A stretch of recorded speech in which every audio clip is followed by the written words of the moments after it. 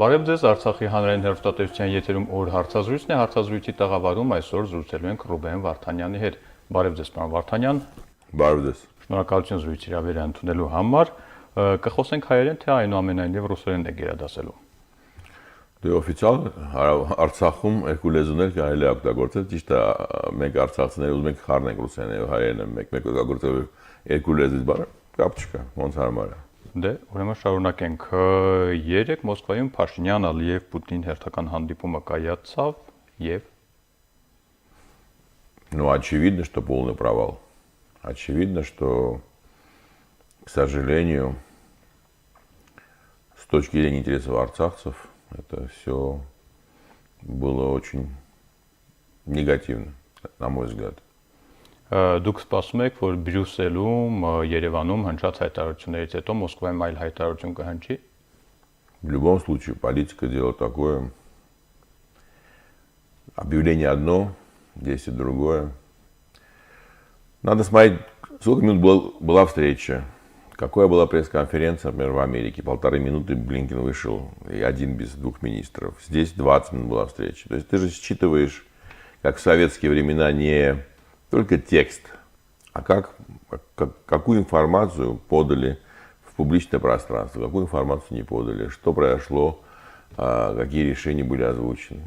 Все понятно, что, к сожалению, в очередной раз мы провалили переговоры. Հայաստանի Հանրապետության վարչապետի մայիսի 22-ի հայտարարությունը արձագանքեցիք նաև դուք, շատերը դա համարում են Արցախի դատի վախճանը, դուք ինչ կարծիք եք։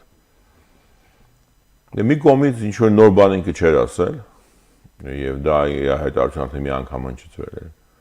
Մյուս կողմից ինքը արդեն հստակ ոչ թե ճանաչեց Արցախ-Ադրբեջանի կազմում որպես հնարավորություն, այլ դա ընդունեց, որ արդեն իր կողմից դա չի տեսնում խնդիր։ Ու ես ասել եմ մի քանի անգամ այդ հայտարարությունից հետո եւ նորից կամ կգնեմ, որ սա անընդունելի է մեր կողմից եւ ուզում եմ հիշեցնեմ իր խոսքը, որ որոշումը Արցախի շուրջ պիտի որոշեն Հայաստանի քաղաքացիները, Արցախի քաղաքացիները, պիտի ընդունեն Ադրբեջանի կողմից, Ադրբեջանի քաղաքացիների կողմից։ Ինքը հրաժարվել է իր խոստումից, ինքը հրաժարվել է այն բանից, որ ինքը հայտարարել է, երբ որ դարել է վարչապետ առաջին անգամ, երբ որ ընտրվել է 21 թվականին։ Այդ կողմից ասել եմ, որ իր որոշումով չի լինելու դա։ Ինքը արդեն բանաձև ասել է առանց մեր ժողովրդի, մեր իշխանության դիրքորոշման ոչ մի բան ինքը չի կարող ստորագրել։ Արցախից իշխանությունները պատասխանեցին։ Դրան էլ հավանաբար տեղյակ եք։ Այո։ Եվ դե բացի հայտարարություններից պետք է քայլեր։ Ինձ թվում է սա արդեն այն իրավիճակն է, որ մենք դանակը հասել է ոսկորեն եւ ուղղակի մարդիկ կամ շատ իսկապես անգրագետ են, որոնք ասում են դե ինչ ա եղել Արցախում հայեր են ապրում, Գլենդելում են ապրում, Ջավախքում են ապրում, չեն հասկանում եւ իվակի անգրագետ են եւ իրավունքներ են քաղաքական գործունեությամբ զբաղվում, որ դա մեծ տարբերություն կա իրավիճակը հայերի ապրող Վրաստանում եւ Արցախում ապրող հայերի։ Եվ եթե պետք է դա կարելի է բացատրել, իրենց բայց դրա համար մի հատ դասեր ստանան։ Եվ այդ կողմից մենք պետք է շատ հստակ գտու քայլեր անենք, որ ցույց տանք, որ սա չի ընդունելու եւ չի կարող լինել որոշում, որը ընդունելու է ինչ-որ մի իշխող ուժից Հայաստանում։ Գործողություններ ակնկալում եք Արցախում, Արցախի իշխանություններից։ Եվ Արցախում, եւ Հայաստանում իհարկե։ Դու իրար կապված ենք, մենք սիամսկի բլիզնիցի, այդ կողմից ինչ որ կա, եթե հանգարտ Արցախը մենք գործեցինք, մենք գործենք Հայաստանը։ Ես դա ասել եմ մի քանի անգամ 20 թվականի պատերազմից հետո երևի հնչեցրել եմ 4-5 անգամ տարբեր տեղերում եւ միշտ դա արձագանքել եմ շատ բարձրաձայն եւ դրան հետադարձ դարձել եմ պատասխանը իշխող ուժից, որոնք ասել են, բա ոնց կարելի է այդպես բան ասել, այո, ասում եւ ասել եմ նորից, գործնելով Արցախ, մենք գործենք Հայաստանը։ Ինչ եք ակնկալում Արցախի իշխանություններից։ Ասենք հայտարարություն արեցին, որ եթե ընդունվի մի որոշում կամ ստորագրվի մի որոշում, որը հակասում է Արցախի ժողովրդի կամքին, մենք դա չենք ընդունի։ Դրանից բացի ինչ պետք է անի։ Դե պետք է պատրաստվել դրան։ Շատ պարզ։ Պետք է պատրաստվել դրան։ պետք է հստակ մարդկանց հետ ներսում քննարկել դա ինչին է բերելու, որտեվ հետևանքները շատ կարևոր է մարդիկ ճիշտ հասկանան, երբ որ մենք ասում ենք դե կարմիր գիծա, բայց մի քիչ թող անցնեն, կամ դե հայտարարությունն է, բայց ոչինչ եկեք ձևը գտնենք, դա հնարավոր բան է քաղաքականության մեջ փորձել դիվանության փորձել գտնել լուծում, այո, բայց գալիս է ժամանակ, որ արդեն էլ հետ գնալու տեղ չկա, որտեվ եթե Արցախը ընդունում է Ադրբեջանի մի մաս, հետևանքները, ուղղակի ես չեմ ուզում հիմա բարձրանալ, բայց երեք Ալիևը արդեն սկսեց արդեն ուրիշ լրիվ բառեր էր ասում։ Եթե դուք հիշում եք ինքը ինչ ասեց, Ադրբեջանի քաղաքացիները հայկական ծագումով։ Եվ դա ես կարամ քայլակա ասեմ ինչ անելու մյուս քանի ամսվա մեջ, եթե մենք չկանգնեցնենք այս շարժումը հենց հիմա։ Կանգնեցնելու տարբերակներ տեսնում եք։ Այո, դուք որոշումը ժողովրդի եւ իշխանության համախմբվելու այդ գաղափարը որ դա չի ընդունելու մեր կողմից եւ դա նշանակում է շատ բաներ, որ մենք չպիտի թույլ տանք եւ դա պետք է ամբողջական իրագործվի քայլերի մեջ եւ այո Արցախ գալուց ի վեր դուք անընդհատ խոսել եք միասնականության մասին, բայց ինչպես մեր առաջին հանդիպման ժամանակ, այնպես էլ այսօր նորից հարցնեմ, ձեր հայտարարություններով ավելի շատ չեք նպաստում, որ այդ միասնականությունը չլինի։ Այսինքն փաստացի հայտարարելով, թե Հայաստանը Արցախի թշնամին է, դժվար է համոզել 120,000 արցախցուն, որ Հայաստան ասելով նկատի եք ունեցել գործող վարչապետին։ Ես տենց չեմ ասել, ես ասեմ, որ Հայաստանում կա ցավոք սրտի այդ էմոցիան, եւ մենք պետք է աշխատենք, որ դա ամեն ձևով փոխենք այդ վերաբերմունքը, եւ կա անտարբերություն։ Ես գիտեք ոնց է, որտեղ ես եկել եմ ուրիշ տրամադրությամբ, ես եկել եմ որտեղ տեսլադարաբար, դա անդունդի ծայրին մենք կանգնած ենք եւ պետք է ամեն ինչը շատ բարձ խոսանք։ Ոնց որ նորար, երբ որ մարդը հիվանդ է խաղցերով, ոնկոլոգիայով, դու երկու տարբերակ ունես, փորձում ես խաբես, չասես իրականությունը, կամ իսկապես նստում ես աչքերը նայում ես այս իրավիճակը, բոլոր լուծումները 100%-անոց չեն, բոլոր լուծումների մեջ շատ մեծ ցավ կա, բայց այդ լուծումները ես պատրաստ եմ ընդունել որպես պատասխանատու մարդ իմ վրա, բայց ես քննարկելով իրավիճակ ուզում եմ որ մենք իրար հասկանանք ինչ ենք անում։ Նույն բանը ստեղ եկեք վերջացնենք այդ կիսա ճիշտ խոսալը, կիսա քայլեր անելը, կիսա իմիտացիան, անվերջ իմիտացիան, որ մենք պայքարում ենք, իմիտացիան, որ մենք իրար սիրում ենք, բայց ես վստահ եմ Հայաստանում շատ մարդիկ կան, որոնք իսկապես եւ սիրում են եւ պատրաստ են իրենց կյանքը զոհել Արցախի համար։ Դա 100% կա։ Ես վստահությունս կյանքում չի եղել որ դա կասկած։ Ուրիշ բան է, որ մենք չենք աշխատել, որ քայլեր անենք, որ Հայաստանից ունենք մարդիկ գան Արցախ եւ հասկանան ինչի Արցախը կարևոր Հայաստանի հայկական աշխարհի համար։ Մենք շատ բաներ չենք արել, դա հիմա անցանում է եղել։ Հիմա մենք ունենք իրավիճակ, որ հիմա մենք պետք է անպայման համախմբենք գաղափարի շուրջ։ Ես միշտ ասել եմ նույնիսկ, ոչ թե անձի շուրջ, այլ գաղափարի, նպատակի շուրջ։ Եվ ով որ պատրաստ է համախմբվել դա շատ բարձր, ով որ չէ, ով որ ասում է որ դա նորմալ է, որ 120,000 հոգի մարդ դառնա Ադրբեջանի քաղաքացի, իրա աննայինը համախմբել։ Ով որ ասում է ուրիշ բաներ, ստեղ էլ մենք Արցախում ունենք մի քանի երիտասարդ գործիչներ, որոնք անգրագետ, անմակարդակ, մենակ Facebook-ում կարան խոսան, առանց մի բան հասկանալու, բայց դա մի որ պետք է կախնեցի, որտեղ դա չի կարելի թիախորը ներսում, իրար անպատվելով, իրար մարդկանց տարբեր յարդնի կմցնելով, բայց դա պետք է անել, այո, շատ դեպք։ Քանի որ արդեն խոսեցինք ներարցախյան զարգացումներից, խոսենք ձեր գործունեության մասին, շատերը կանխատեսում էին, որ պաշտոնից ազատվելուց հետո դուք Արցախում երկար չեք մնա, բայց մնացիք։ Ես ուզում եմ հիշեցնեմ, որ ես եկել եմ օգոստոսի վերջին անցյալ տարվա առանց ինչ-որ պաշտոն բացնելու գաղափարի։ Ես եկել եմ ուղղակի իմ ժողովրդի կողք կայնելու եւ պաշտպանելու Արցախը։ Եվ այդ բոլոր սպեկուլյացիաները, որոնք արվել են տարբեր ուժերի կողմից, ուղղակի այնա որ ապրում են ուրիշ աշխարհում։ Գիտեք նորար, ես որ շփվում եմ երեխաների հետ այդտեղ, իրանք ֆանտաստիկ երեխաներ են։ Եվ ամենից աչքերին ես իմ պատասխանությունը, որ ամեն ինչ պետք է անել, որ երեխաները այդտեղ կարողանան մեծանան, ստանան կրթություն, դառնան երջանիկ, ամուսնանան, ունենան երեխաներ։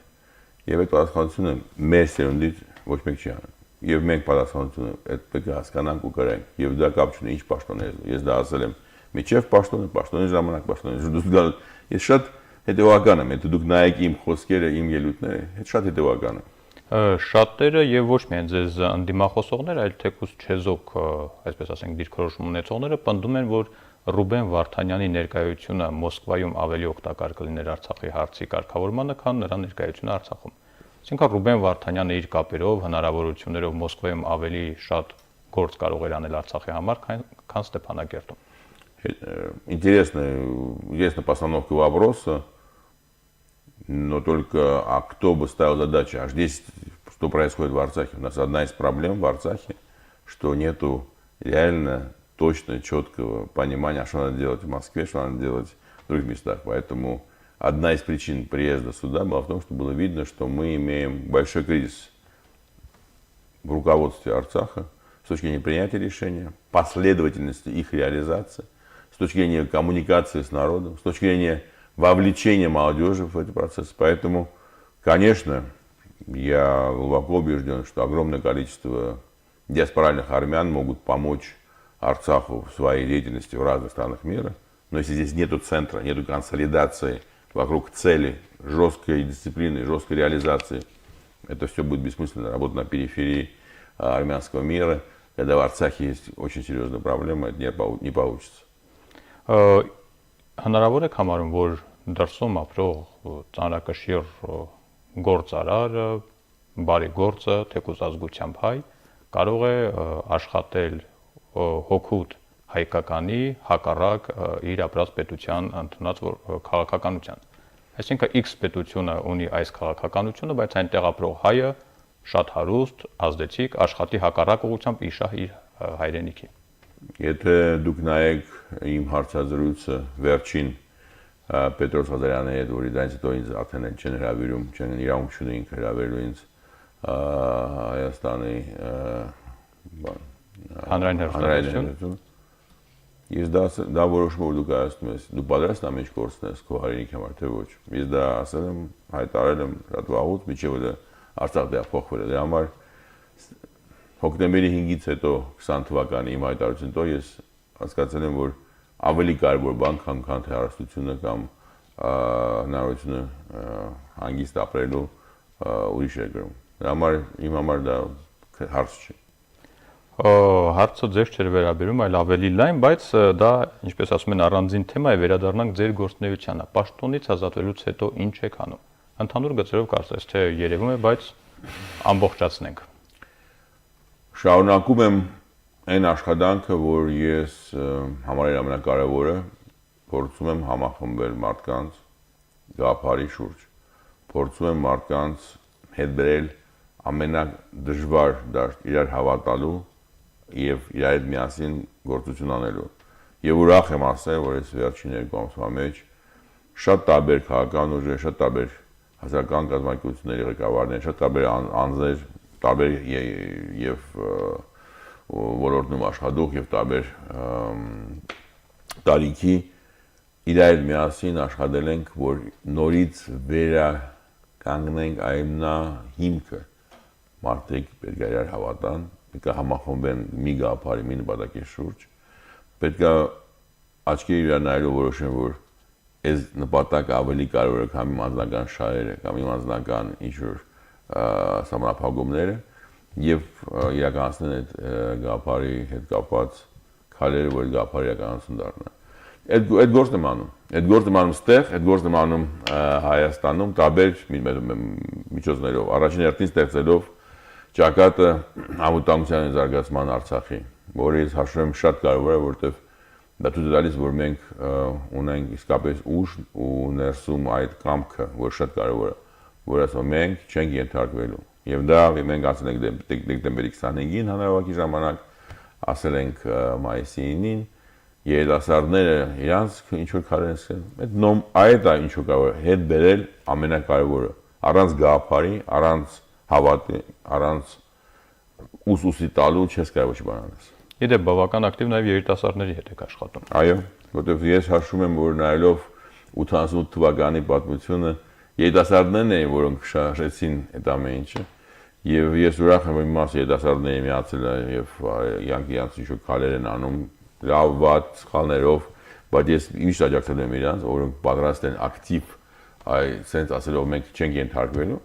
եւ տեսել եմ որ մենք մոտ ստուդիստներ եմ, ես մի խանգարեք մենք ստուդիստներ ենք հասկացնում եւ ինձ մոտ ավելի կարեւոր հարցեր կա, քան թե խնդիրները Արցախի հետ կապված։ Իդեպ երիտասարդների հետ կապված մի փոքրիկ հարց, իմիջայլոց այսպես ասենք,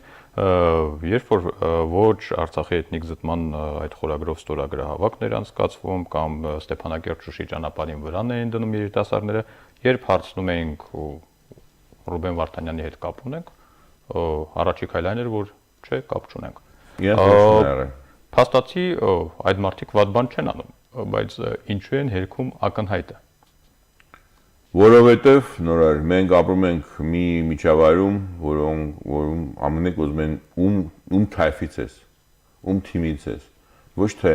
ինչ գաղափարի շուրջ մենք իրար հետ միասին կարող միանանք։ Եվ այդ շատ վտանգավոր իրավիճակ է, որ մարդիկ կորցրել են հասկացողությունը, որ թիմակիցներ կամ մի կլանից, մի, չգիտեմ, թղամասից մարդիկ չեն։ Մենք ունենք մի գաղափար, մենք պաշտպանում ենք Արցախը, թե չէ։ Եվ այդ գաղափարի շուրջ միանալը դա նորմալ բան է։ Եվ այո, Ռուբեն Վարդանյանը աջակցել է իրանց, բայց իրանք իմ շուրջը չեն միանա։ Ես այդ գույն շատ կարևոր հասկանալ, որ իրանք իրանց որոշումը կայացրել են, միշտ չեմ եղել համաձայն իրանք ինչ-որ քննարկումներ ունեցել, խորտ հարցրել են, ասել եմ, չեն հարցրել, արել են։ Դրա համար ուրիշ մոտեցում է, լրիվ ուրիշ մոտեցում է, որը մենք պետք է վերականգնենք, գաղափարը ավելի կարևոր է, քան թե անձը։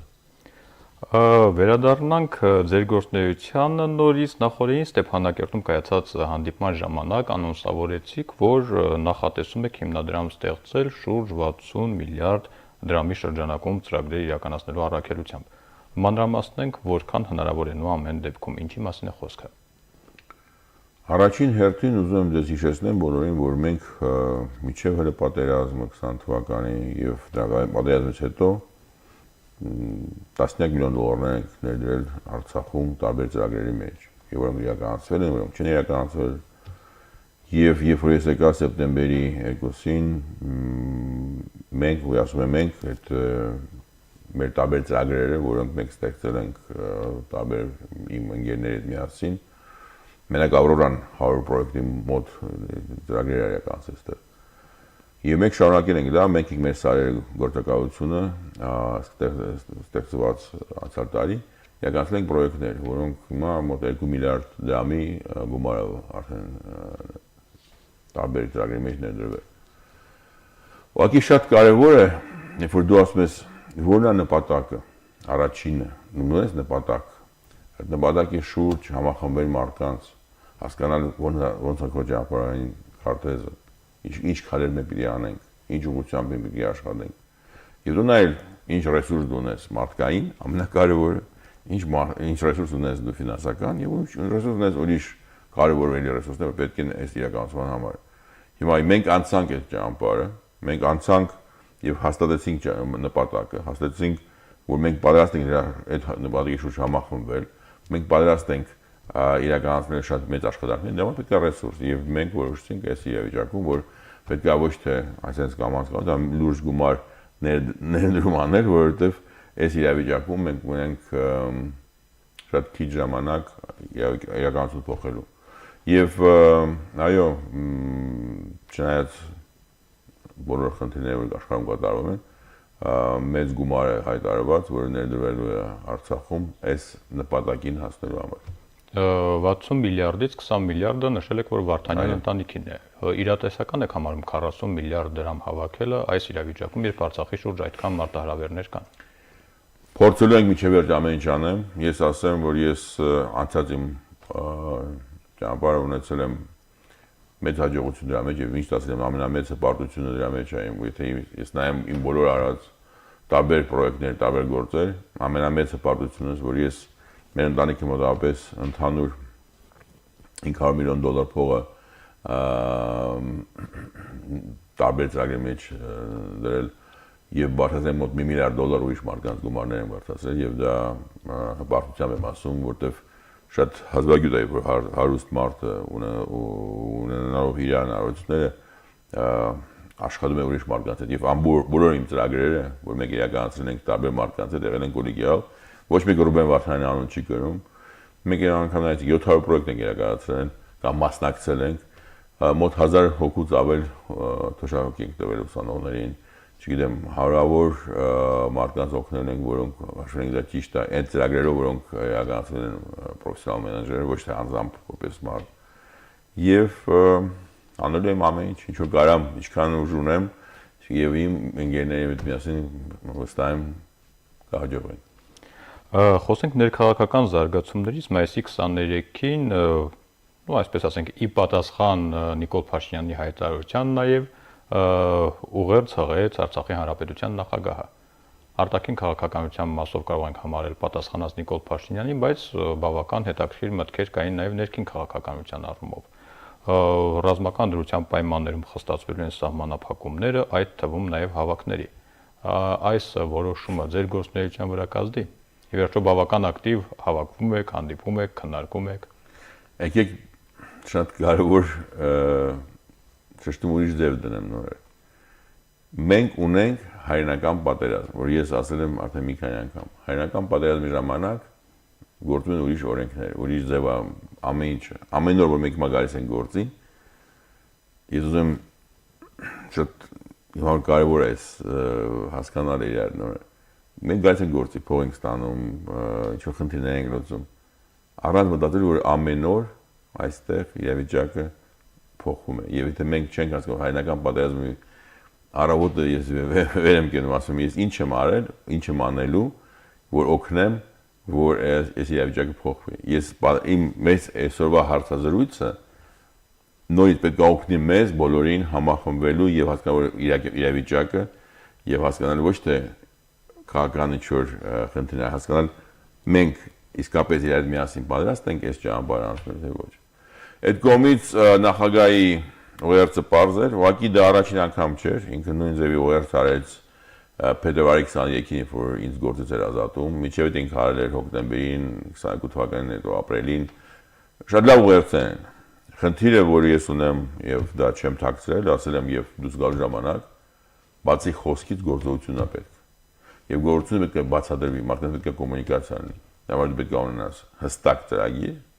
այդ ծրագիրը իրականացնես եւ մարդկանց հետ շփվես, հատ բացատրես։ Երրորդ անգամ նախագահան իմ արդեն ստեներգարն օրինակ ասում է, որ ինքը պայքարելու է։ Երրորդ անգամ շատ ճիշտ բառեր է օգտագործում։ Ես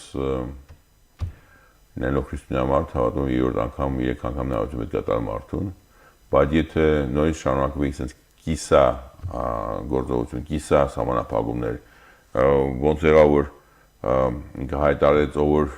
անվտանգության խորհրդի ժամանակ շատ մի հատ օրինակ բերեմ որ բարձրնի որ ոչ թե ընդհանուրորեն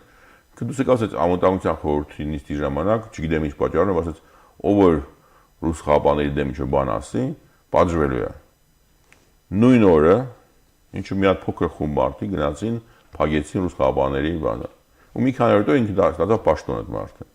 իմ համար սա անհասկանալի է խոսքի եւ գործի չհամագնելու բանը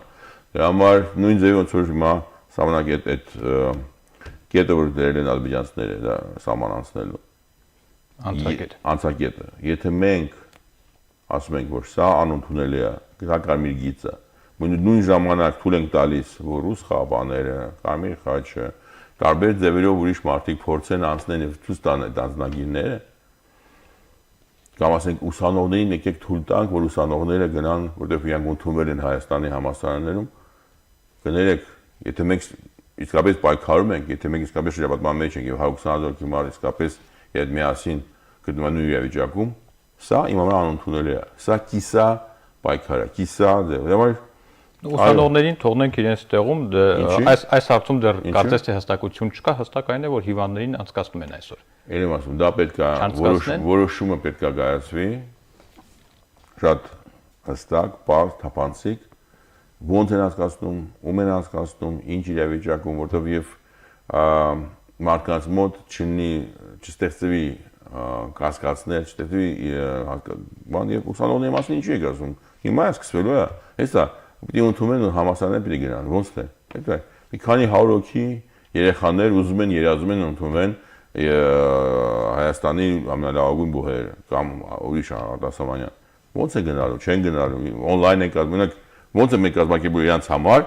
on-line դասավանդություն ստեղ, թե չեն կազմակերպելու։ Մենք ինչ իրանց ուղղակի ասելու ենք դուք չեք կարող գնաք ու վերջ, ախր տենց չի։ Պետք է գործ անես, պետք է ասես ժողովուրդ, էս է իրավիճակը, մենք sense լուծումներ ունենք։ Բայց եթե ասում ես, սրանց կարելի է, սրանց մի քիչ կարելի է,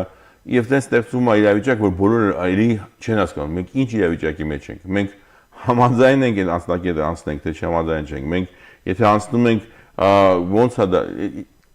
այդ անորոշությունը բերում է ամենախորքային խնդիրին։ Դու չես հավատում քեզ, կողքի մարդկանց, ղեկավարությանը, գաղափարին։ Եվ դա մեր վերջն է։ Եթե մենք չփոխենք այդ մոտեցումը, մենք չունենք ապագա։ Բերեք գույները ավելի խտացնենք, այսինքն ոչ թե խտացնենք, այլ իրավիճակը զարգացնենք։ Անցակետը մնացել է իր տեղում։ Ռուսաստանում նախագահ Վլադիմիր Պուտինն էլ հայտարարեց, որ խնդիրը ավելի շատ տեխնիկական է, այսինքն Ռուսաստանը չի գնալու կոնկրետ քայլի, որ անցակետը չլինի։ Հայաստանը հայտնի հայտարարություններ է արել եւ այնտեղից էլ էական ակնկալիքներ չկան։ Արցախը գազ չի ստանում, հոսանքը անջատված է, սարսանգը դատարկված է։ Ինչ ենք անելու։ Դրա պատասխանը Ռուբեն Վարդանյանը ունի։ Այո, անելու ենք այն, ինչ որ մենք պարտական ենք անում, եթե մենք ուզում ենք Այդքանից հետո մնում է միայն հերոսաբար մեռնել հանուն հայրենիքի։ Դա հələ հարց է, մեռնել թե զոհվել առաջինը, այդ շատ կարևոր տարբերություն է։ Զոհվելուց առաջ ինչ ես դու անում, որ քո թշնամին ավելի մեծ զոհեր ունենա։ Երրորդը հնչեցնես պրոֆեսիոնալ ու մակարդակով քո խնդիրները, բացատրես եւ ռուս երկրի նախագահային եւ մեր հարևան երկրին, որ ինչ գին են իրանք մտելու այդ տենց բան անելով։ 6 ամիս բացատրում ենք։ Չէ, չենք բացատրում։ Լողոզում ենք, չենք բացատրում նորը։ Չենք բացատրում, որովհետեւ հայտարարություններով չի եւ քայլերով է։ Եվ շատ բաներ չենք արել ու չեմ ուզում հիմա շատ բաներ բացահայտ ասեմ, բայց չենք արել այն, որ իրանք բոլորը հասկանան։ Եվ երեկվա հանդիպումը շատ լավ էր։ Ցավոք սրտի, օրինակ ես էլ տենց չեմ, որ փալուն հայերեն եմ խոսում, բայց ով որ խոսում է այդ հարցի շուրջ, եթե լավ չի խոսում ռուսերեն, թող թարգմանիչ վերցնի, որտեվ չկարողացավ հասնել մեր Հայաստանի վարչապետը խնդիրի լուրությունը։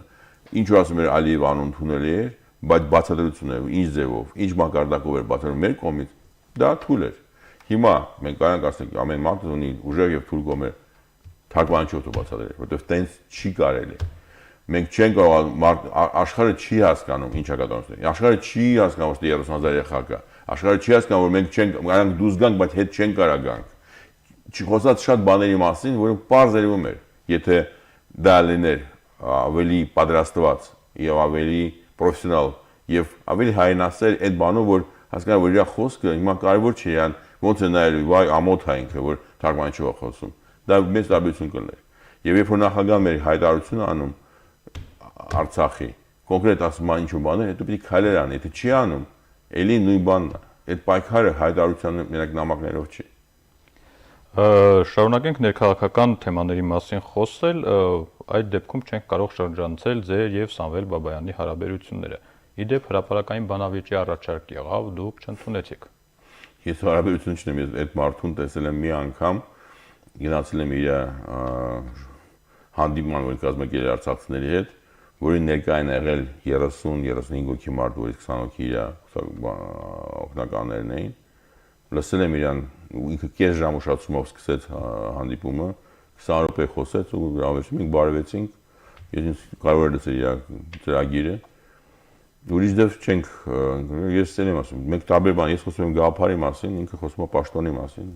Ես ոչ մի բան չինք թող խոսա պետնախարարը, որ գնում է պաշտոնյան, իր այդ ինքը բանավեճ պիտի ունենա, ոչ թե իմ հետ։ Այսինքն պատճառը դա էր պարզապես,